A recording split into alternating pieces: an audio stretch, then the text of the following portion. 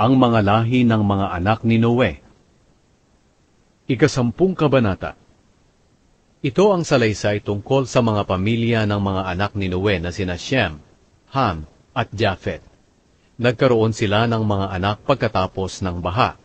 Ang mga anak ni Japhet na lalaki ay sina Gomer, Magog, Madai, Javan, Tubal, Meshek, at Tiras. Si Gomer ay may mga anak din na lalaki na sina Ashkenaz, Rifat, at Togarma. Ang mga anak naman ni Javan ay sina Elisha, Tarshish, Kitim, at Dodanim. Ito ang mga lahi ni Japhet. Sila ang pinagmula ng mga tao na nakatira sa mga dalampasigan at mga isla. Ang bawat pamilya nila ay nakatira sa sarili nilang lugar na sakop ng bansa nila, at may sarili silang wika. Ang mga anak ni Ham na lalaki ay sina Cush, Mizraim, Put, at Kanaan. Si Cush ay may mga anak din na lalaki na sina Sheba, Havila, Sabta, Raama, at Sabteka. Ang mga anak ni Raama ay sina Sheba at Dedan. May isa pang anak si Cush na ang pangalan ay Nimrod. Si Nimrod ay naging magiting na sundalo sa mundo. Alam ng Panginoon na mahusay siyang mangangaso. Dito nanggaling ang kasabihang, katulad ka ni Nimrod na alam ng Panginoon na mahusay na mangangaso. Ang unang kaharian na pinamahalaan ni Nimrod ay ang Babylonia, Erek, Akkad. Ang lahat ng ito ay sakop ng Shinar. Mula sa mga lugar na iyon, pumunta siya sa Assyria at itinayo ang Ninive, Rehoboth-ir, Kala, at Resen, na nasa gitna ng Ninive at ng Kala, na isang tanyag na lungsod. Si Mizraim ang pinagmula ng mga Ludeo, Anameo, Lehabeo, Naftu, Patruseo, Kaslu, at ng Kaftoreo na siyang pinagmula ng mga Filisteo. Si Kanaan ang ama ni na Sidon at Het. Si Sidon ang kanyang panganay.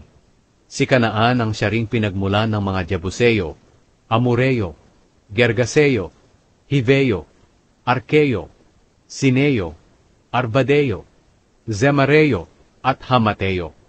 Sa bandang huli, nangalat ang mga lahi ni Kanaan. Ang hangganan ng lupain nila ay mula sa Sidon, papuntang Gerar hanggang sa Gaza, at umabot sa Sodom, Gomora, Adma, Zeboyim, at hanggang sa Lasya. Ito ang mga lahi ni Ham. Ang bawat pamilya nila ay nakatira sa kanilang sariling lupain na sakop ng kanilang bansa, at may sarili silang wika.